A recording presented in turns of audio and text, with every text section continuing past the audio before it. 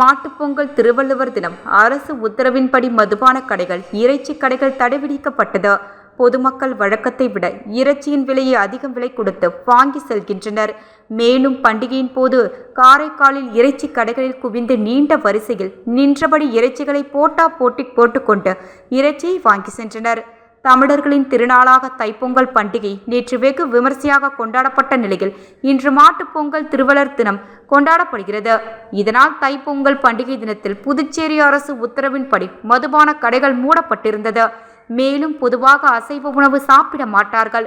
மறுநாள் மாட்டுப்பொங்கல் நாளில்தான் அசைவ உணவு எடுத்துக்கொள்வது வழக்கம். அந்த வகையில் இன்று அனைவரின் வீடுகளிலும் ஆடு, கோழி இறைச்சிகளை வாங்கி சமைப்பார்கள்.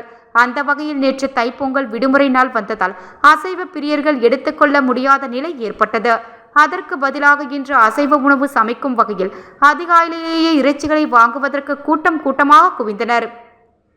இதில் ஆடு, கோழி, மாடு, மீன் உள்ளிட்ட அனைத்து இறைச்சி கடைகளிலும் கூட்டம் அதிக அளவில் நிரம்பி காணப்பட்டதால் காலையிலிருந்தே காரைக்கால் மாவட்டத்தில் அரசு உத்தரவின்படி இறைச்சி கடைகளுக்கு தடை விதிக்கப்பட்டது. இந்நிலையில் மேலும் பொதுமக்கள் பல்வேறு பகுதிகளில் இன்று ஒரு நாள் மட்டும் இறைச்சியின் விலை வழக்கத்தை விட அதிகமாக இருப்பதினால் ஏராளமானோர் நீண்ட வரிசையில் நின்றபடி இறைச்சிகளை போட்டுக்கொண்டு இறைச்சிகளை வாங்கி சென்றனர்.